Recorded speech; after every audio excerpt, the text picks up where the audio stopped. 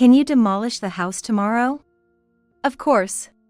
Everything left in the house will be disposed of, right? Yes. Sorry for the tight schedule. No problem. I'm aware of the situation. My husband, who dumped his father's care on me, went on a trip to Hawaii with his mistress. It's impossible not to be angry about this. While my husband was enjoying his time with his mistress, I demolished the house and turned it into an empty lot. Hey! Where are you right now? Huh? Did you come back? Why is the house gone? It's just an empty lot now. Yes, that's right. I had it demolished. What? Why? My husband, who returned from his trip to Hawaii, frantically called me. It's natural for him to be panicked since the house we lived in is gone. However, he's still unaware that he has already lost much more than just the house. I'm Mia. I'm a 49-year-old caregiver. My husband Oliver, a year older than me and a salesman, and I have been married for 25 years. On our 25th anniversary, we reached another major milestone. Our son Jack graduated from college and was set to move out. Don't always eat out. Make sure you wake up on time for work and double-check if the door is locked when you leave. I'll be fine. Mia, you worry too much. Jack's not a kid anymore. If he makes a mistake, he'll handle it himself. You don't need to nag so much. I know, but I can't help but worry. My husband and son laughed at me, worrying as if I was leaving a small child alone at home. Is it so strange for a mother to worry about her son moving out? I was slightly annoyed but also relieved to see their smiles, easing the odd tension that had been in our home for weeks. Well, I'm off. Good luck. I watched my son leave without looking back, appearing so grown up. When he turned the corner and was out of sight, I felt like my role as a mother was finally complete. I stretched and indulged in a sense of freedom. I was looking forward to restarting our life as a couple after over 20 years. I thought we were finally going to have our life as just the two of us, but that quickly came to an end. Got a call from the hospital. Dad apparently fell while cleaning the yard. Is he all right? He might have broken a bone. I'm going to the hospital to check on him. I'll come too. I can handle it alone. You don't need to skip work. I'll tell you all about it when I get back. I couldn't concentrate at work after hearing that my father-in-law was injured. I kept glancing at the clock, which seemed to barely move, feeling frustrated. How's your father? Welcome back. Turns out it's a fracture. I see. When I got home, I found my husband in the living room and immediately asked about his father before even greeting him. I was hoping for minor injuries, but hearing my husband's words, I couldn't help but let out a sigh. He's going to be in the hospital for a while. No way, he's not gonna be in a wheelchair after discharge, right? Nah, I don't think it'll come to that, but he'll probably need a cane. That's worrisome. I should be relieved that he won't need a wheelchair. But I can't help but worry just hearing that he'll need a cane. There's a reason for my concern. My mother-in-law, who was 2 years older than my father-in-law, passed away 3 years ago due to illness. So, now my father-in-law, who's 76, is living alone. My husband Oliver has suggested that he move in with us. I've always been grateful to my in-laws and worried about leaving my father-in-law alone, so I agreed with the idea of living together. However, not wanting to be a burden, he has always refused to move in with us, preferring to live alone while he still can. But now, it might be difficult to prioritize his wishes. After Dad gets out of the hospital. We're gonna live with your dad, right? No problem with that. I've always been in favor of living with your dad. Really? Thanks. Then, it's goodbye to this house. I looked around the living room, reminiscing about when our son Jack was little. Our house and my in-laws' house are close, so it doesn't matter whether we go to their place or they come to ours. However, our house is a condo, which would be inconvenient for my father-in-law with his bad leg. Therefore, we decided to move out of our condo and into the family house. Next weekend, we told this to my father-in-law in the hospital. Dad, You can't really say you want to live alone now, can you? After you're discharged, you're gonna live with us. Sorry to be a burden. You're not a burden at all. He accepted our offer to live together, looking a bit apologetic yet happy. Just as we felt relieved and were leaving his room, we were stopped in the hallway. Wait a minute. It was my sister-in-law Charlotte, who had come to visit our father-in-law. Charlotte lives a bit far from our in-laws' house, but often visits our father-in-law, who lives alone. Her presence was a big reason we agreed to let him live alone. She had taken the day off work to visit him in the hospital today. Charlotte then expressed her concerns about our decision to live with our father-in-law.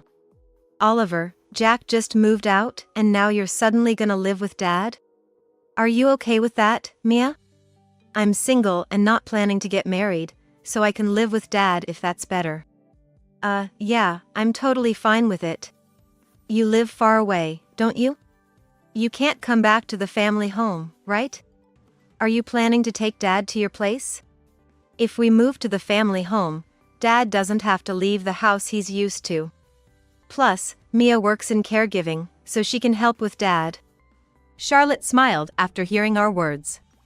If Mia's okay with it, then it's fine. It seems like you, Oliver, are really considering Dad's situation. I was just worried that you might be taking Dad in out of a sense of responsibility as the eldest son, and Mia might be reluctantly going along with it. No way that's the case. Come to think of it, Charlotte, you worry just like Mia used to. Charlotte's laughter made both my husband and me smile unintentionally. Charlotte wasn't insisting on taking in our father-in-law, but was just overly worried about us and him. She wanted to let us know that her taking him in was also an option. Realizing her over-concern, her face turned a bit red. If Dad's gonna continue living in the family home, I'll take care of making it more accessible before he's discharged. I'll put in ramps for the steps and handrails on the walls. That'd be a great help. Charlotte, as if to hide her embarrassment, now wore an expression full of confidence. She has been a long-time employee at a home improvement store and is a pro at DIY. We decided to leave the house modifications to her and focus on our move. 2 months after my father-in-law was hospitalized, our life together began. His legs have gotten worse and he needs care, but it's not so severe that he's completely dependent. So, Oliver and I can continue working as usual. My father-in-law sometimes looks guilty, but there are no issues in our relationship. I thought we would have peaceful days for a while. But soon after we started living together, Oliver began acting suspiciously. A month into living with my father-in-law, Oliver started coming home late. It's understandable given his job. But he also began going out alone on weekends. I don't expect to spend every weekend with him after 25 years of marriage. However, my job requires me to work even on weekends, when my husband has his days off. So, when Oliver leaves on weekends, my father-in-law is left alone. Hey, I get you have things to do on weekends, but can't you spend some time with your dad? It's lonely for him to be left alone all the time. What? Dad's not severely demented or bedridden, is he? Why do we need to be with him? What if he gets hurt again? Besides, it's sad for him to be alone when we're living together. He's not a child, there's no need to worry so much. You really are a worrier. Oliver laughed off my concerns. He knows more about his father than I do. Based on Oliver's words, I figured my father-in-law doesn't mind spending time alone. But a month later, I started feeling like Oliver's words weren't entirely true. You're getting up? Let me help you. Sorry to always bother you. Don't mention it. It's nothing. No, it's not just now. You always help me around the house, join me for walks and shopping. I really appreciate it. I've received a lot of help from you since I married into the family, so we're even. Please don't worry about it. Do you really feel that way? Oliver seems cold to me, but are you just looking after me out of obligation? Of course not. Charlotte's worrying nature must have come from you. Oliver's probably just enjoying his freedom now that Jack is out of the house. Is that so? Are you sure you're okay not having time for yourself? I'm fine. I don't have any hobbies, so I prefer being with you. My father-in-law looked guilty again. Despite what Oliver said, it seemed my father-in-law was troubled by being left alone on weekends. However, he seems to be worried that Oliver dislikes him. That night, I decided to confront Oliver about his mistaken attitude. I also decided to express the frustrations I've felt over these 2 months. It seems Dad is really bothered by you leaving the house on your days off. He thinks you might dislike him. Really? Then just tell him that's not true. Just tell him? So, you're planning to keep leaving him alone on weekends? He's just misunderstanding that I dislike him. If I tell him that's not the case, it'll be fine. That's not the point. And you're always coming home late, even on weekdays, and going out on weekends. You talked big at the hospital, but you hardly help with your dad. Can you give me a hand? I work too, you know. I think it's better if you handle it, given your caregiving experience. Dad can mostly take care of himself, right? Your help should be enough. I was so astounded by his response that I was at a loss for words. Oliver had laughed off my concerns before, but this time, he was serious. It seems this is genuinely how he thinks. All right, I'll continue to support your dad myself. Thanks, I appreciate it. Starting a fight over my father-in-law would just make him feel guilty again. So, even though I was angry at Oliver's words, I kept a straight face to hide my anger. And really, I can manage my father-in-law's care on my own. I just wanted Oliver to help out of consideration for his father. But asking a husband with such an attitude for help might just lead to more trouble. I decided to take care of my father-in-law alone. I'm off work today. How about we go for a walk together? Really? I'm sorry to trouble you. Until now, I had been stressed because Oliver hadn't helped at all. But once I accepted that I couldn't expect anything from him, that stress vanished. And I have a stronger ally than my husband could ever be. This handrail seems a bit low for you to use comfortably. Then I'll raise it a bit. I'll fill in the screw holes too. Sorry about this. I thought Oliver could handle something like this, but he never does. He's out again today, isn't he? Wonder what he's up to. Charlotte talked with me while continuing her work. Her skillful use of the impact driver was far more reliable than my husband could ever be. Even after we started living with my father-in-law, Charlotte occasionally came to check on him. Now, I look forward to having tea and chatting with Charlotte and Dad more than anything. The other day, Dad was boldly writing his end-of-life planning notebook in the living room. It surprised me. Well, I don't want to be a burden until the very end. Plus, I don't think it's something I need to hide. It's not bad to write a planning notebook, and for Dad, it might have been a positive thing. But it's understandable to be surprised if you come across someone writing that without knowing anything about it. That's true. Sorry about that. Don't worry, I'm not planning to join your mom just yet. My father-in-law seemed to brighten up as I became more lighthearted, and his guilty expressions decreased. It's a shame Oliver isn't here, but I'm satisfied thinking that I'm living the peaceful days I wanted. However, this peace was soon to end. One Friday night, Oliver came home late as usual. Perhaps because he didn't have work the next day, he seemed to have drunk quite a bit. Are you okay? You've had quite a bit to drink. Yeah, just some work stuff. I'm gonna take a bath. Maybe wait until you're a bit less drunk? I'm fine, really. You worry too much. Oliver threw his jacket and bag onto the living room sofa and staggered towards the bathroom. I was concerned, but he's not a child. If he makes a mistake, he'll have to deal with it himself. Since he said the same to our son, there's no need for me to nag. I sighed and started to pick up his jacket and bag. As I picked up his bag, a loud rattling noise startled me. Looking towards the noise, I saw Oliver's phone on the table. It seemed to have vibrated with a call. He usually takes it with him to the bathroom. Maybe he's just taking a shower this time? Oliver always puts his phone in a waterproof case and watches videos while soaking in the tub. Not just in the bath, he's practically addicted to his phone and hardly ever puts it down at home. Even though he was drunk, today was an unusual day. With that thought, I casually glanced at Oliver's phone screen and saw a message notification from a messaging app. "Thanks for today. Had fun, didn't you?" Displayed on Oliver's screen was an unfamiliar woman's name and a suggestive message. No way, right? Who would be interested in a 50-year-old man? I tried desperately to dismiss the idea of an affair, rationalizing with my husband's age. But I had heard that affairs are common among older couples, and Oliver was always coming home late and going out alone on weekends. I couldn't completely dismiss the idea of an affair, and my anxiety grew. Oliver's phone, oblivious to my turmoil, rattled again with another message. One after another, third and fourth messages came in, each notification making the phone rattle. The messages appearing on the screen became increasingly intimate, and the word affair in my mind became clearer. I'm better at it than her, right? Seeing the fifth message, I felt nauseous. I quickly took a photo of the screen before the notification disappeared. The sound of the shower meant I still had time.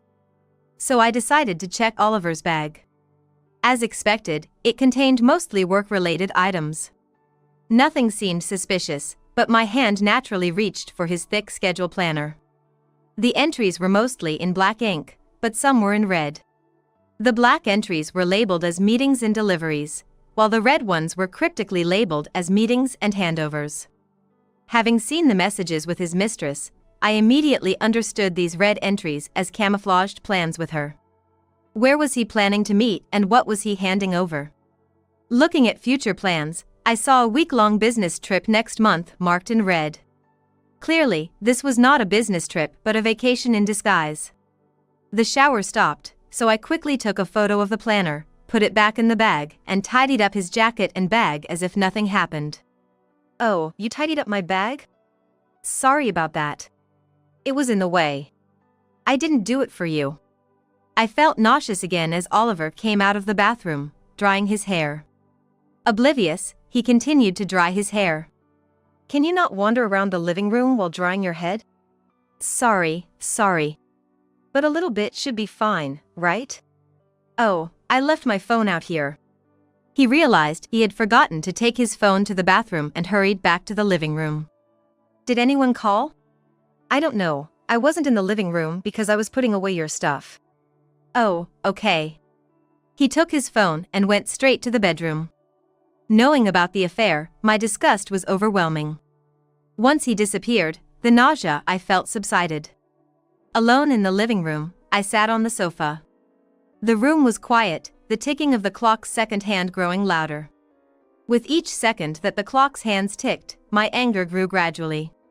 After a minute, with 60 ticks of the clock, my anger reached its peak. I had two strong allies on my side.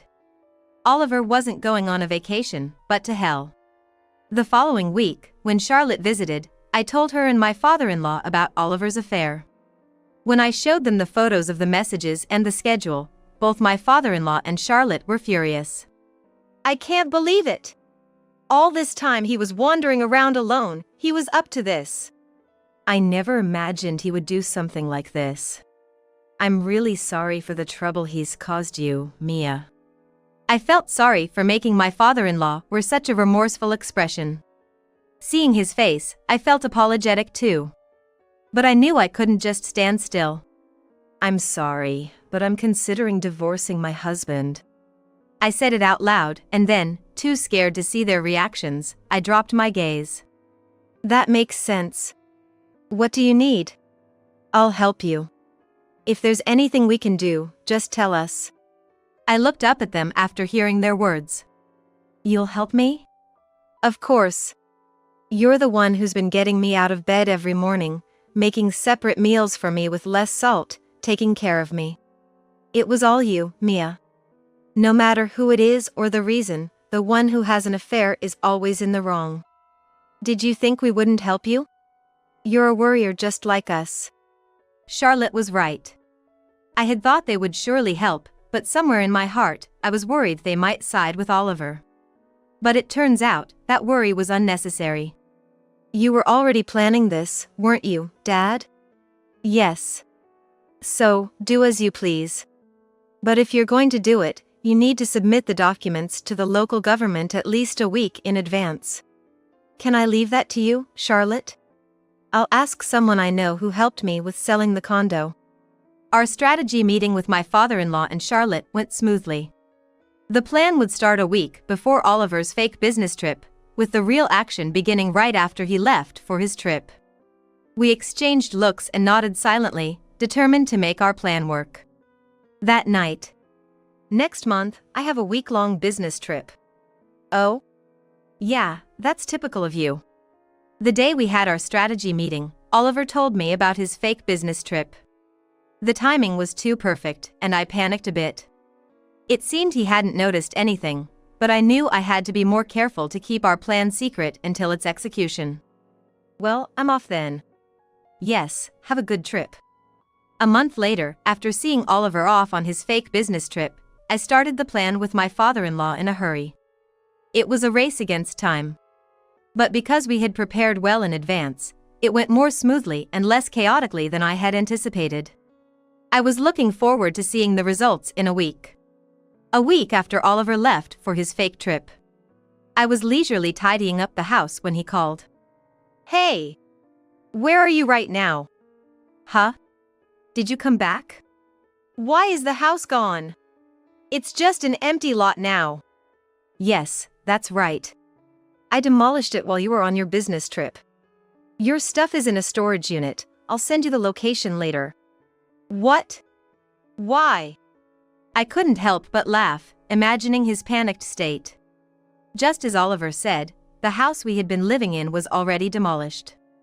Right after he left for his fake trip, I had hurriedly prepared to move to my new solo living condo, and my father-in-law to Charlotte's house. We had prepared a list of what to take in packed boxes to make the move easy, so it only took a day. The speed of our move was comparable to professional movers. Once we were ready, I called the demolition company. Can we proceed with the demolition of the house as planned tomorrow?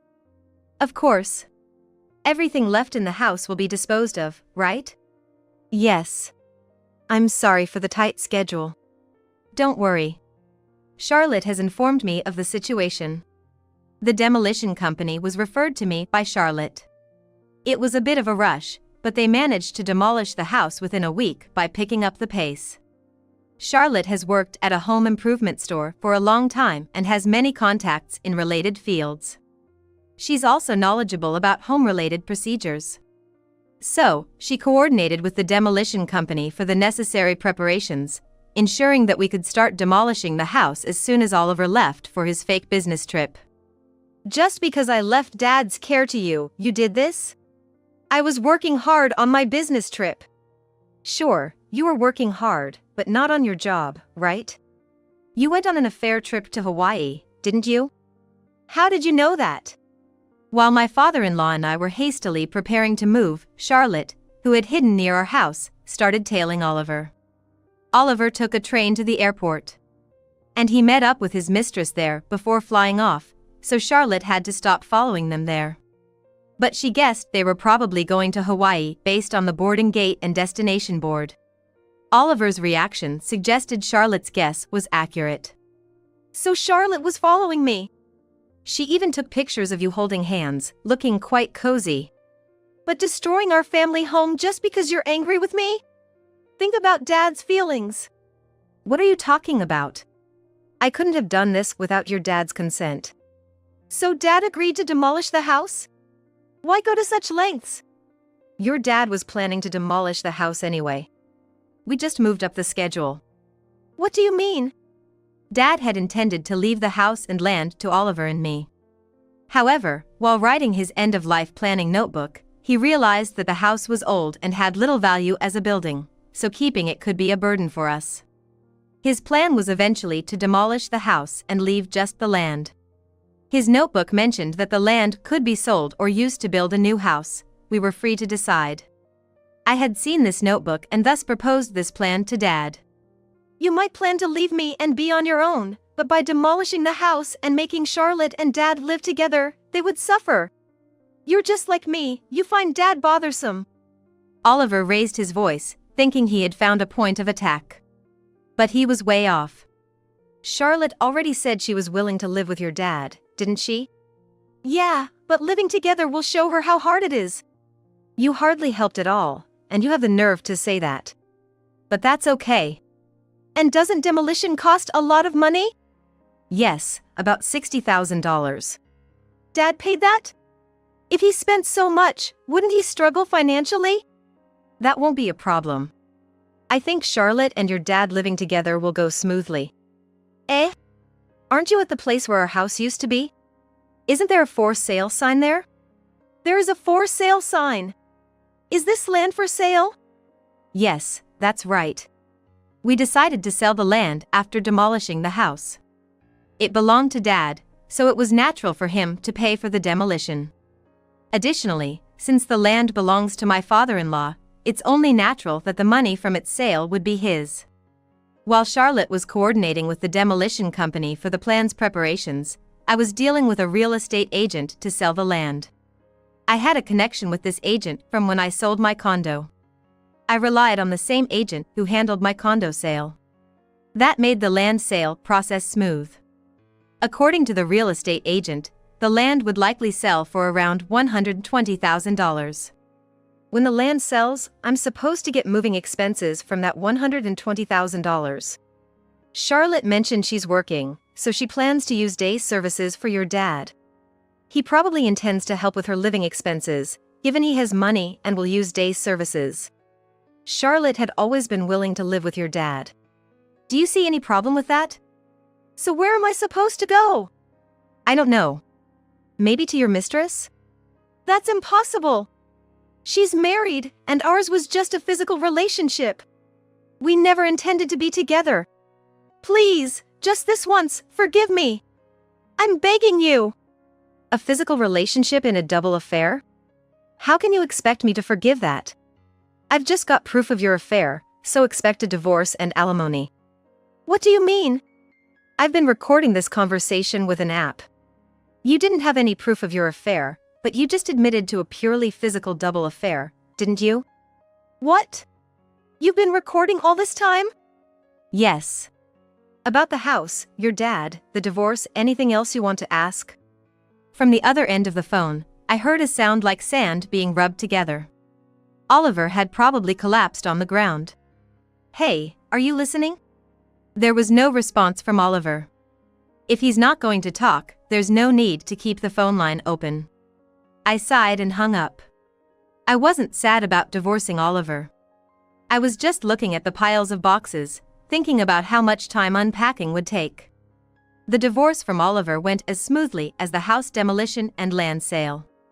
My ex-husband, having lost his home, rented a cheap apartment. There was a reason he chose a cheap place. When we divorced, we split our savings. But he had to pay me alimony for the affair. Moreover, it was a double affair.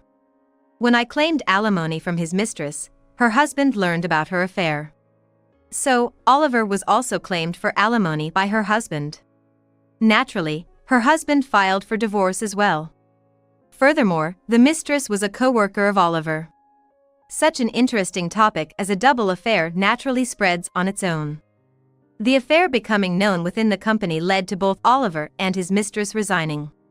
Oliver was left penniless and without income after paying alimony to me and his mistress. My father-in-law has money, but he'll likely use most of it for Charlotte's sake. So, Oliver couldn't expect any inheritance. He lost money, family, and home because of the affair. The mistress, now divorced, could have ended up with Oliver. However, her life was also ruined by this incident. Being self-inflicted, she started blaming Oliver for losing her job and getting divorced.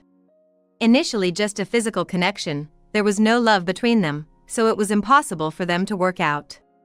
Thus, they ended their relationship when they quit their jobs. I've also informed my son about the divorce. That's Dad's fault. My son is appalled by his father's affair and has been keeping his distance, ignoring the occasional messages he receives. Apparently, My ex-husband's reason for the affair was the sense of freedom he felt after our son became independent, leading him to overextend his newfound liberty. Knowing this would upset my son. So I've kept the reason for the affair a secret from him. I've started living on my own post-divorce. I've always managed both household and work, and my job remains the same, so not much has changed other than being alone. Thinking of my ex-husband, who lost both money and family, I realize how fortunate I am that nothing has changed. My relationship with my former sister-in-law, Charlotte, and former father-in-law continues to be good. I'm planning to visit them tomorrow since I have the day off from work.